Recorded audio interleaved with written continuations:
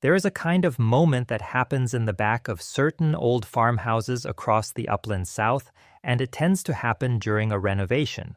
The owners are pulling up a strip of paneling or peeling back wallpaper or pulling out a section of plaster, and they discover that the wall is not actually a wall.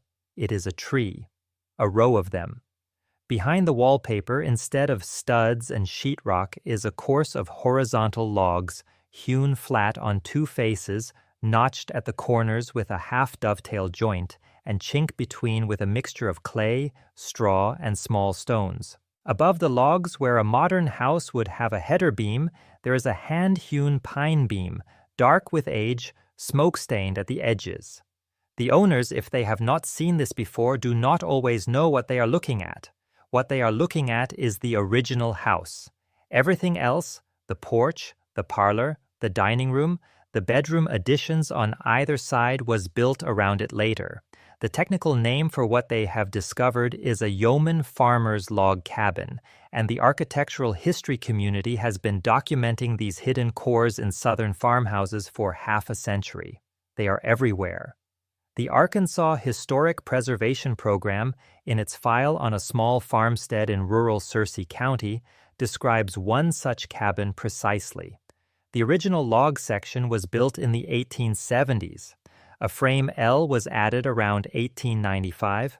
The two were unified decades later with simple board and batten siding, so that from the outside it appears to be a single late Victorian farmhouse. The state register lists the property as the Henry Madison Wood Farmstead. For the purposes of this video, the Wood Farmstead is the site. Henry Madison Wood is the name on the deed. What lived inside that 1870s log section from the day it was raised to the day it was paneled over is the subject. This is the story of the house most white Southerners actually lived in for most of the 19th century. It is a story that has been almost entirely covered up by another story. For most of the 19th century, between roughly 1820 and 1900, the dominant dwelling across the upland and backcountry South was not the white-columned plantation house in the magazine spread. It was not the I house with the central hall and the Greek Revival entry. It was a small side-gabled rectangle of horizontal logs, 18 feet by 16 feet, with one stone or brick chimney at one gable end and a single front door. One room, one fireplace, one window, sometimes two. A porch in most cases. Inside, a ladder up to a sleeping loft. That is the entire house. Folk architecture surveys conducted in Alabama, Mississippi, Tennessee, and the Carolinas during the 20th century reach the same finding repeatedly. In the upland counties of those states, the single-pen log cabin was the most common dwelling type for independent white farmers throughout the 19th century. The dog trot house, with its two pens flanking an open passage, was the second most common. Together, the two forms accounted for the vast majority of Southern domestic architecture for ordinary people. They were the houses where the cooking happened, where the children slept, where the neighbors gathered for raisings and weddings and funerals. Stand inside the loft of one of these cabins on a hot afternoon.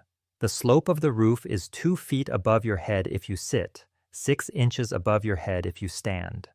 The boards are pine, hand-rived from blocks split with a froe. There is no ceiling under them. The boards are the ceiling. Light comes through narrow gaps where the chinking has shrunk away from the rafters. Below you on the floor of the main room, there is a rope-strung bed against one wall, a cooking hearth at the gable, a table, 2 chairs, a wooden chest, a churn, a row of crocks. That is the house. There is one ladder. It is the only way down. The house has a name in the architectural vocabulary. It is called a single-pen log dwelling. The historian Frank L. Owsley, in Plain Folk of the Old South, called the families who lived in it the plain folk. The white smallholders who owned a piece of land but rarely owned slaves, who raised corn and pork and a little cotton or tobacco, and who, by his estimate, and the estimates of every demographic historian who followed him, made up roughly 4 out of 5 white households in the antebellum South. 4 out of 5. The plantation house was the architecture of 1 out of 5. The dimensions matter because dimensions determine what a life inside a building can look like. 18 feet by 16 feet is 288 square feet. That is approximately the footprint of a modern one-car garage. A typical American suburban primary bedroom in 2026 is around 200 square feet by itself. The Yeoman cabin held an entire family in less space than a contemporary master suite. In the early decades of the 19th century, when families were larger, that space might be home to 2 adults and 5 or 6 children, and on some farms, an aged grandparent or an unmarried adult sibling. The architectural historian Henry Glassy, who spent his career measuring small southern log buildings, found that the standard pen size was governed by the practical length of available logs. Logs longer than 20 feet were difficult to handle by hand, so the rooms were the length of a manageable log. Picture the inside of an occupied cabin at sundown. The fire is low, there is a cast iron pot on a swinging crane in the hearth. The mother is at the table cleaning the supper dishes with a rag. 2 of the children are already on the floor, on a pallet of straw and blankets. The infant is in a wooden cradle by the hearth. The father is on the porch, just outside the door, mending a leather harness by the last of the daylight. The oldest girl is up the ladder in the loft, putting the younger boys to bed in the dark. There is no separation. The bed at the back of the room, the cooking hearth at the gable, the children on the floor, all of it is one volume. State surveys of yeoman cabins from the period note that many households had fewer than 3 beds. A 1934 architectural survey of antebellum log dwellings in North Alabama documented family after family in which the bed count was lower than the household count. People shared beds. They slept in pairs and threes. The children rotated between the loft, the floor, and any free pallet that opened up when an older sibling left the household. The yeoman cabin was, in other words, not a house that a modern American would call a house. It was closer in size and function to a pioneer-era one-room schoolhouse, except that the schoolhouse was the work of a community and was occupied during daylight hours, and the cabin was the work of one family and was occupied for every hour the family was alive. The cabin was not designed for privacy, it was not designed for individual rooms, it was designed to keep heat in during winter, to be cheap to build, to be expandable when the family could afford expansion, and to be raised in a single weekend by the men of the surrounding farms. The popular American memory of the 19th century South is a memory built almost entirely from the architecture of the planter class. The Greek Revival mansion with its tall white columns, the brick townhouse on the square in Charleston or Natchez, the neoclassical hall with the curving staircase. These buildings appear in tourism photographs, in Civil War films, in textbook illustrations, in television series, and in countless heritage festivals. They are real buildings, and they were real homes for some of the people who lived in them. But they were a small minority of Southern domestic architecture, and they housed a small minority of Southerners. The numbers, as census historians have reconstructed them, run something like this. In the 1860 census, the year before the Civil War, the South had roughly 9 million people. About 4 million were enslaved African Americans who lived in slave quarter cabins behind the big house. Of the remaining 5 million, only a few percent were planters of the kind whose homes are remembered today. Most owned no enslaved people at all. The vast majority of free white Southerners, somewhere between 70 and 80% depending on which county and which state you measure, lived in single-pen or double-pen log cabins on small farms of fewer than 200 acres. They grew their own corn, they raised pigs and a few cattle, they produced a small surplus of cotton or tobacco for the cash market. These were the people Owsley called the plain folk. They were the demographic majority of the white South. Their architecture was the demographic majority of Southern architecture. Almost none of it survives intact. Almost none of it is photographed in the heritage industry. It is, in the language of architectural history, a vanished form. The vanishing is the central fact about it. By the time the heritage industry came along, in the late 19th and early 20th centuries, with its colonnaded plantation tours and its lithographed images of Southern domestic life, the houses where most Southerners had actually lived were already disappearing. They were being torn down for lumber, or absorbed into larger frame houses, or slowly collapsing in place. They were not being photographed. They were not being preserved. The picture of the South that survived in the national imagination was the picture of 1 out of 5 households. The other 4 out of 5 lived behind a wall that eventually the wallpaper covered. What did a day in such a house look like? The work was constant. Begin before sunrise. The wife is already up. She is rebuilding the fire from the previous night's embers. She is hauling water from the spring or the well, depending on which was closer. On most upland farms, the spring was 100 yards from the house, down a path the family had worn into the slope. She is heating the water, mixing cornmeal, boiling beans or salt pork. She has been moving for an hour before any of the children are awake. The husband is out of the house by daylight, walking the fence line, checking the stock, sharpening a tool, mending a piece of equipment. The older boys go with him. The younger boys carry firewood. The girls stay with the mother. The cooking hearth is in use most of the day. It does not turn off. The fire is the kitchen, the heater, and the lamp. In summer, the hearth makes the cabin nearly unbearable, which is why so many yeoman cabins evolved into dog-trot houses with detached or breezeway cooking arrangements as soon as the family could afford the second pen. In winter, the same hearth was the only heat source for the entire structure, and the family slept close to it, the youngest children directly in front of the hearthstone where the floor was warm. The work that filled the rest of the day, beyond cooking, was relentless.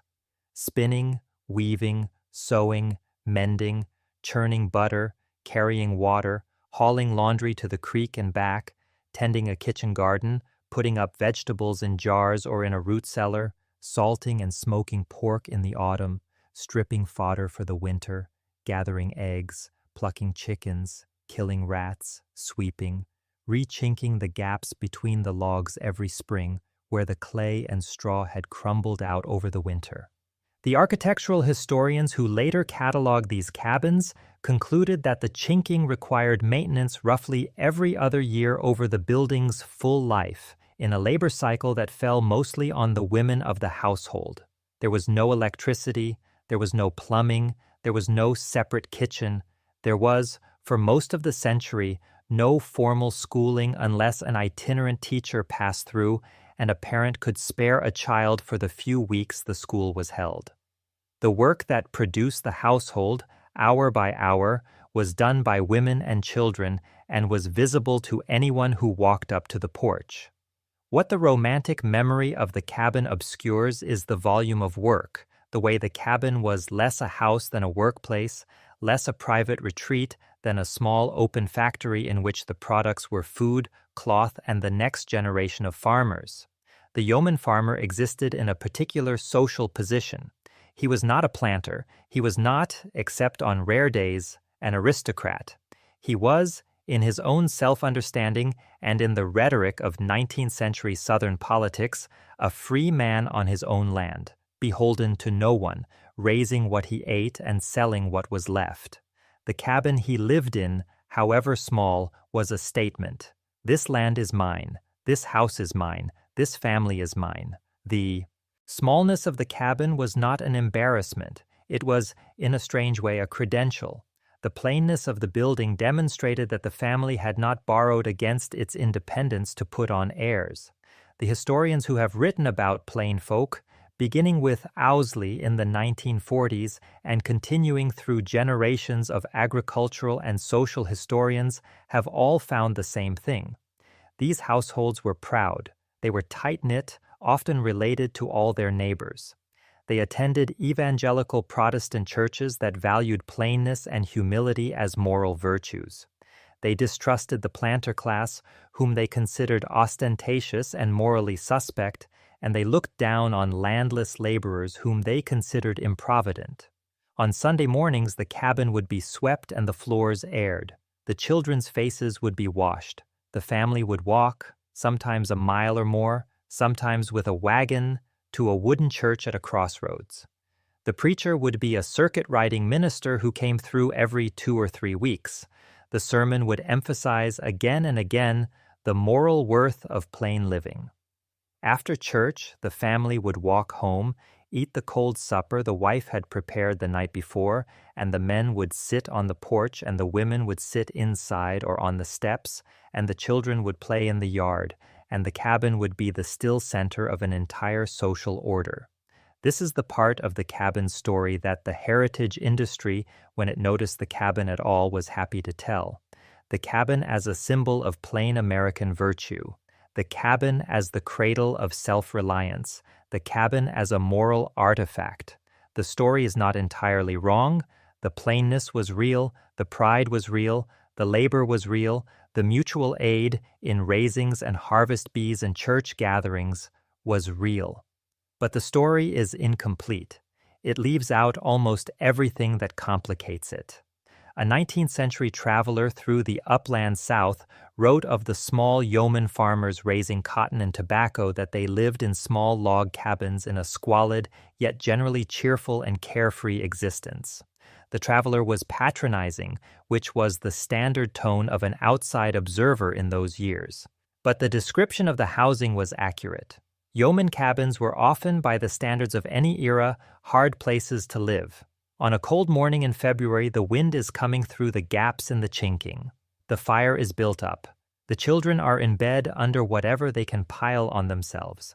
The mother's hands are cracked from the cold and the lye soap. The father has cut firewood for 2 hours already, and he will cut firewood for 2 more before he eats. There's a chamber pot in the corner. The privy is 20 yards from the back door, across ground frozen rough enough to twist an ankle. There is no insulation. There is, in many cabins of this period, no glass in the window. The shutter is closed against the cold and the room is dark. The romance of the cabin lifestyle did not include the cold. It did not include the absence of medical care. It did not include the infant mortality rate, which on small farms in the upland South in the 19th century was approximately 1 infant in 5, meaning, in practice, that almost every family that survived to fill its loft with grown children had also buried at least one of its babies. It did not include the women whose teeth had failed by their 30s because of pregnancies and inadequate diet. It did not include the children whose growth was stunted by chronic worm infections, a fact documented in 20th century rural health surveys of the same regions, conducted on the same houses, in the lives of children whose parents had been raised in those cabins. And the cabin existed inside an economy that was built, in the lowland South, on enslaved labor. The yeoman farmer was, in the strict sense, free. But his freedom existed on land taken from native nations in a region whose political and economic order rested on a slave system that determined cotton prices, land prices, and credit terms. Some of the smaller yeoman families over the course of the century became small slaveholders themselves, owning 1 or 2 enslaved people who lived in the same 1 or 2 room cabin as the owner's family or in a smaller cabin behind it. The arrangement was rare but documented. The cabin in those cases was not only a yeoman house, it was also, in a small and brutal way, a quarters house. After the Civil War, the situation reversed. As cotton prices fell and small farmers lost land to debt, many former yeoman cabins became tenant houses. The white families who had built them moved into larger frame houses nearby or moved away. The cabins were now occupied by sharecroppers, white and black, working the same land for someone else. The same 18 by 16 room that had stood for the independence of one family now stood for the dependence of another.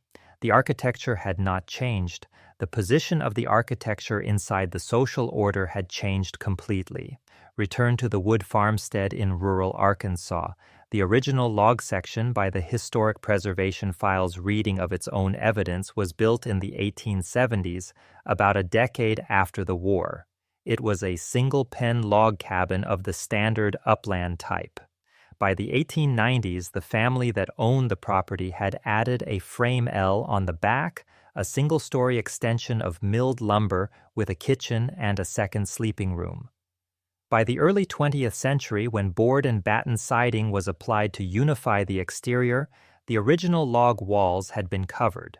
The seam where the log section met the frame addition was buried inside the structure of the house. From the outside, the building now read as a small late Victorian farmhouse with a porch. The wood farmstead is one example of a pattern that played out across the upland South between roughly 1880 and 1920. Sawmills had spread. Railroads had reached most counties. Milled lumber was, for the first time in the rural South, broadly affordable. Families with even modest cash savings could now build, or buy or be built for them, a house with multiple rooms, glass windows, and store-bought trim. The single-pen cabin was no longer the only option. It was no longer the obvious option. It was, in many cases, an embarrassment. Picture the same Arkansas farmstead in the year 1898. The husband has just finished hauling the last of the milled boards from the mill, 10 miles away, in a wagon. The carpenter is sawing them in the yard. The frame L will be added next week. The wife is cleaning out the back wall of the original cabin where the new doorway will be cut. She is taking down the herbs hanging from the rafters. She is taking out the small mirror nailed to the log. She is making room for the saw. A month later, the addition is finished. The family moves the cooking into the new L. The original cabin becomes the parlor, the front room with the door to the porch. A few years after that, the carpenter comes back and applies clapboards over the log walls, inside and out, so that the parlor looks like a parlor and not like a cabin. The logs are still there. They are inside the wall. The family did not remember on every Sunday afternoon that the parlor wall was a log wall. Their grandchildren, growing up in the same house in the 1930s, did not remember it at all. The wallpaper was applied. The cabin became invisible. The cabin, when it is found again, is found by someone with a pry bar. In 1995, an architectural historian working for the Arkansas Historic Preservation Program walked through the wood farmstead with a flashlight. He pulled back a section of paneling in the parlor. He found the logs. He measured them. He photographed the half-dovetail notch at the corner. He wrote the National Register nomination that 3 years later listed the property as a documented example of late 19th century yeoman architecture. The nomination did what architectural history nominations do. It gave the house a date, a category, and a paragraph of context. It did not invent the family. It did not romanticize the building. It simply established that this small farmstead, like hundreds of others across the upland South, was a layered document, and that the bottom layer was the cabin. There are thousands of these layered documents still standing across Alabama, Mississippi, Arkansas, Tennessee, the Carolinas, North Georgia, and the Ozarks. Some have been formally listed on state or national registers. Most have not. Some are still occupied by families who have lived in the house for generations and know perfectly well that there are logs in the parlor wall. Most are owned by families who would be surprised to find them. The Robert Scruggs House on Cowpens National Battlefield in upcountry South Carolina is a single-pen log dwelling from the late 1820s, preserved on federal land. It is one of the few yeoman cabins in the South that has been continuously interpreted as a yeoman cabin and not as anything else. Most are not so lucky. Most have either been absorbed into larger houses like the wood farmstead, or torn down, or moved to outdoor heritage museums where they are interpreted as pioneer artifacts in a generic frontier village arrangement. The Museum of Appalachia in East Tennessee, founded by John Rice Irwin in the 1960s, contains 35 such buildings on a single property, salvaged from the surrounding counties before they could be lost. Visitors walk through them and read the small interpretive signs. The signs say what the buildings were. The signs do not say how many of them there once were. The most accurate way to understand the yeoman cabin is to understand that it was the dominant southern domestic form of the 19th century, that it housed a majority of the white population for most of the century, and that it has been almost entirely erased from the popular picture of the era. The plantation house has dominated the imagination because the plantation house survived in numbers, in photographs, in films, and in a tourism economy. The cabin did not survive in numbers. It survived in fragments, behind wallpaper, in the back of farmhouses, in salvaged museum pieces. What the disappearance of the cabin tells us is something specific about how a culture remembers itself. It tells us that what gets remembered is what gets photographed and preserved, and what gets photographed and preserved is what its contemporaries thought worth photographing and preserving. The cabin was not thought worth photographing. The cabin was the room where most people lived. The cabin was the floor, the hearth, the sleeping pallet, the chinking that needed repacking every spring. It was the room in which most Southerners washed dishes, raised children, slept, fought, and died between 1820 and 1900. It was for most of the century the actual house of the actual South. The wood farmstead is still standing in Searcy County, Arkansas. The 1870s log core is still inside the wall. The porch has been rebuilt, the roof has been replaced, the chinking is gone, sealed over by the surrounding frame structure. From the road, the building looks like an ordinary small Victorian farmhouse, with a tin roof and a screened porch. Walk up to it on a still summer evening. The fields around the house have grown back into pine. There is no one farming the land. The smokehouse is gone, the foundation stones are still there, in a small rectangle of grass 20 yards from the back door. The privy is gone, the spring house is gone, the barn is gone, the well is capped. What is left is the farmhouse itself. Inside the parlor, behind a section of paneling that the preservation file dates to about 1910, is a wall of horizontal pine logs, half dovetailed at the corner, chinked with a clay and straw mortar that is now dry and crumbling but still in place. This is the actual material of the actual house in which an actual family lived for 30 years before the addition was built. The walls are the original walls. The notches are the notches a man cut by hand in 1872 or 1873 with an axe. The chimney stones on the gable end are stones taken from the field on which the man and his sons were trying to grow corn that year. The family that lived there did not write a memoir. They were not photographed. The 1870 and 1880 censuses list the household, the children's names, the husband's occupation as farmer, the wife's occupation, in the standard 19th century language as keeping house. That is the entire surviving record of who they were. The architecture is the rest of the record. The yeoman cabin disappeared, and most Southerners who built and lived in cabins disappeared from popular memory along with it, because the people who romanticized the South later were not interested in their houses. The story of the South that survived was the story of the columns, the verandas, the staircases, the carriage drives. The other story, the one inside the wallpaper, was the story of 4 out of 5. The empty paneling at the front of the wood farmstead, with the logs hidden behind it, is one of the only places left to see that story plainly. Stand close to the wall and you can hear the chinking shift when the wind moves the house. The cabin is still inside the cabin. It does not announce itself. You have to know where to look.